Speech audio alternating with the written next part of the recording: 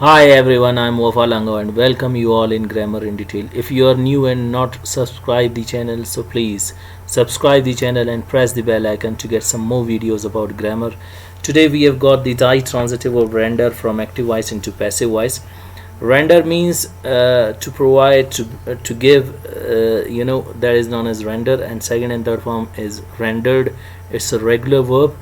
As a It may have some more meanings, but as a ditransitive verb it means to provide and to give or to assign. Clear? Now die means to, and transitive which can be changed into passive voice, and verb shows an action. Those verbs which need two objects. Clear? How many objects do they need? Two objects, and can be changed in passive voice into four ways. And when we are able to change them in how many ways? Four ways are called ditransitive verbs or detransitive verbs. Ditransitive verbs need one direct object and one indirect object. Direct object means all non-livings, and indirect object means all livings. Whatever the non-livings we have are known as the direct object, and whatever the livings we have are known as the indirect object. Why do the ditransitive verbs need two objects? If you put one of the objects, the meaning will not be clear. Like I say, you render me. A question arises, what do you render me, or what do you provide me? And if I say you render a cup of tea. Clear? A question arises for whom you provide or whom you render a cup of tea. So for that you need to bring the both objects together. I say you render me a cup of tea. So this is what you render me, what? A cup of tea. You render a cup of tea for whom? For me. These are the two ways to change that. This is the first way to change it into active voice, to bring the both objects. Mostly we bring indirect object at the beginning, direct at the end, but if you want to shuffle the places, keep in your mind your indirect object. Me will be followed by a preposition, like you render a cup of tea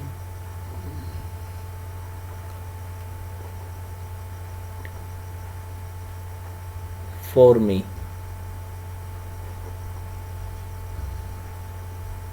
So these are the two ways to change them into active voice. You render me a cup of tea, you render a cup of tea for me.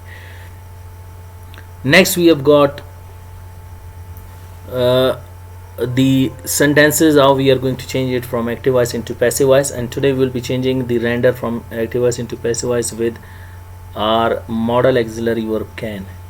We will discuss just a little bit about the previous modal auxiliary verbs which we have done. We have done must, ought to, then after that we completed should. Now we have got the modal auxiliary verb can. Why do I write them in a sequence? In order to make you understand. Must is used for 100%, ought to is used for 85%, and should is used for 75%, and can is used for 50%. This is what you'll be going in this sequence. And I most of the time say to the students, try to use intonation. What is intonation? Expressions according to the word. If I say you must come on time, it means that is 100% necessary. You ought to come on time, that is 85. You should come on time, less stressable than ought to and must. And you can come on time. So this is what intonation changes. And how the modal auxiliary verb has got the percentage that needs the same sort of energy from you. Suppose I say you must come on time, you ought to come on time, you should come on time, you can come on time, you could come on time, you may come on time, gentlemen, you might come on time. And this is what the intonation changes according to the situation. Oh, that I were live with you and you could see me, how my expressions would be in front of you. But somehow I'm compelled to make my videos in such way that this should be in front of you. Now these are the this is the modal auxiliary verb can, which is used for percent as a primary as a secondary level for 50%, and as a primary level it has got some 5 usages that we will discuss in that lecture. Now she can render him a map, she can render a map for him. Clear? Now in simple sentences, those sentences which make simple statement are called simple sentences. And main target, how we are going to change it into passive voice. Before changing it, we will just put a glance on the rules. Subject, when you bring in the place of object, she you make by her. So over there, by her is, keep in your mind, not called object, it will be called agent. And what is agent? It tells us who does an action, whether you ask the person to do the work, or himself or herself someone is doing. So there it will not be called an object, it will not be object, but it will be called agent. And when you bring the object him, you make e, and a map, as it is, you bring it in the place of subject. No doubt here it will be called subject, but it will not be called the doer of an action subject, but it will be called the title and topic subject. And what is the definition of title and topic subject? Keep in your mind, subject has got two definitions. The first one is doer of an action, which is present over here, she. But in passive voice, when you bring it in the place of object in the place of subject, that becomes title and topic subject. Title and topic subject does not do but a person, place, or a thing in a sentence which we are talking about. Now in first and second sentence we are talking about a person, in third and fourth sentence we are talking about a thing, a map. That is what that is called over here agent, the title and the topic subject. And when you bring the indirect object in the place of title, in the place of subject, make it title subject. So by r comes at the beginning, a map at the end, a map at the beginning, by r at the end. Third and fourth sentence, when you bring the direct object in the place of object, by r comes at the beginning, for him at the end, for him at the beginning, by r at the end. Sentences will be as followed. He can be rendered by r a map, he can be rendered a map by r, a map can be rendered by r for him, a map can be rendered for him by r. So these are the sentences of ditransitive verb render in modal auxiliary verb can as a simple sentence.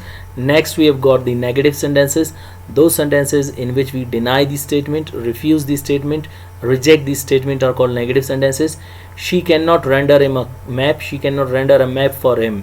He cannot be rendered by her a map, he cannot be rendered a map by her. A map cannot be rendered by her for him, a map cannot be rendered for him by her. Next we have got interrogative sentences, those sentences in which we ask question, put queries are called interrogative sentences.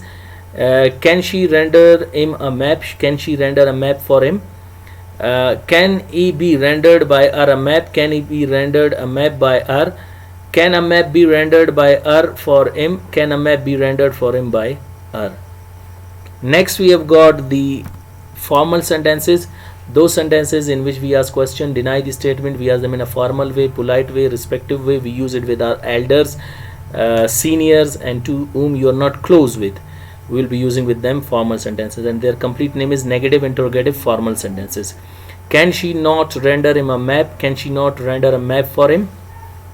Can he not be rendered by her a map, can he not be rendered a map by her? Can a map not be rendered by her for him? Can a map not be rendered for him by her? Next we have got the informal sentences, those sentences in which we ask questions, deny the statement, and we ask them in an informal way.